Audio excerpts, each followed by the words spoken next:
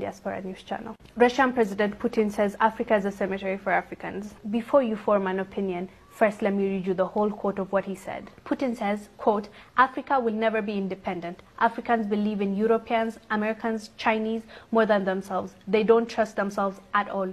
A white man will commit crime in Africa, but no action will be taken because Africa authorities view us as semi-gods. Far from the truth, a black man can be abducted in Europe, get harassed, or even killed, but no African authority will question. Africans present themselves as weak people with no hope, especially when dealing with Europeans and Americans. They are their own enemies. They hate each other, and that gives their colonial masters power to continue exploiting African resources. When an African becomes rich, his bank accounts are in Switzerland. He travels to France for medical treatment. He invests in Germany. He buys from Dubai. He consumes Chinese. He prays in Rome and Mecca. His children stay in Europe. He travels to Canada, USA, Europe for tourism. If he dies, he will be buried in his native country of Africa. Africa is just a cemetery for Africans. How could a cemetery be developed? Putin asks.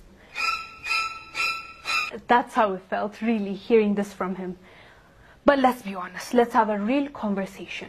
Is he really wrong? Is he telling the truth, or is he lying? Let's be honest with ourselves, Africans. It's time to really reflect. Let's see. Which statement he made is wrong? It sucks hearing this from another person. It sucks that somebody had a view about how we act, how we move, and said that about us publicly, and that's a leader of a nation, Russia. It's not really nice to hear that from another person. That's definitely his observation. He's entitled to his opinion, but let's talk about his opinion. Is it really wrong? His opinion is formed from what he saw. Let's be true to ourselves. Let's be honest with each other. It's sad. It's really sad. But this is what's happening right now. If we want to see the change that we want, we need to be honest with ourselves. We need to see the truth.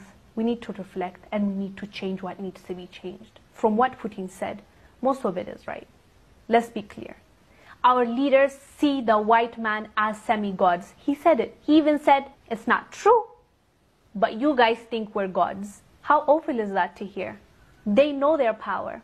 Get that. We believe that they are semi-gods. Don't get me wrong. Part of it is psychological. Part of it is because of colonialism. At the end of the day, it had an impact on the minds of the people, our ancestors. It left something, some scar. So without knowing it, psychologically, we're kind of colonized as well.